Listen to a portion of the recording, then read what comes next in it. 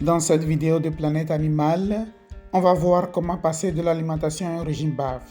Si vous avez envisagé ce changement mais vous ne savez pas par où commencer, nous vous expliquons 3 façons de le faire.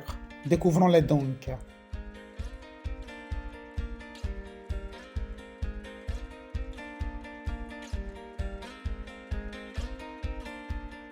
1. Jeûne.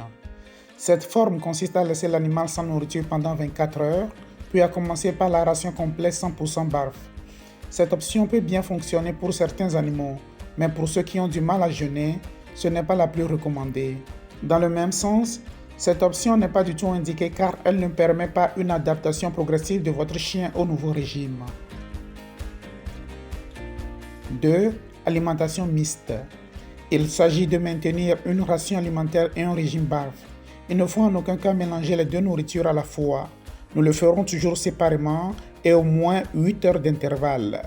Voici comment on peut effectuer cette transition. Nous allons prendre la quantité totale de nourriture que notre animal recevrait, nous la diviserons en deux et nous calculerons la ration BARF totale et nous la diviserons en deux également.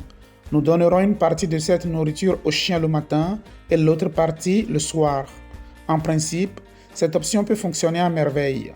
Toutefois, le système digestif de votre chien peut réagir de façon différente car certains animaux n'arrivent pas à s'adapter au nouveau régime. Si tel est le cas pour votre chien, mieux vaut ne pas lui donner ce type d'alimentation. 3. Alimentation molle. C'est l'option la plus recommandée. Il s'agit de faire la transition avec une alimentation douce. Cela consiste à introduire petit à petit de nouvelles rations pour voir comment le chien réagit. De cette façon, il sera beaucoup plus facile de procéder au changement voulu. Dans ce cas, il est important de souligner que la transition peut durer 3 semaines jusqu'à atteindre 100% du menu complet. Comment s'y prendre alors?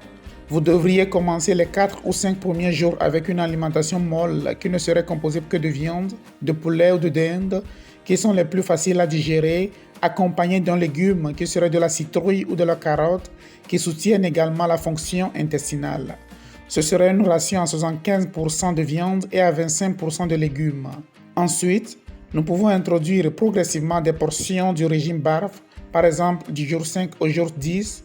Nous pouvons introduire un peu d'os charnu, puis ajouter une petite quantité de viscères, ainsi de suite. De cette façon, on peut arriver à 100% de menu complet BARF à la fin du mois. En guise de conseil, sachez que les os charnus peuvent être broyés. Il existe aujourd'hui des marques qui les vendent broyés ou vous pouvez les broyer vous-même avec un broyeur d'au moins 1800 watts de puissance.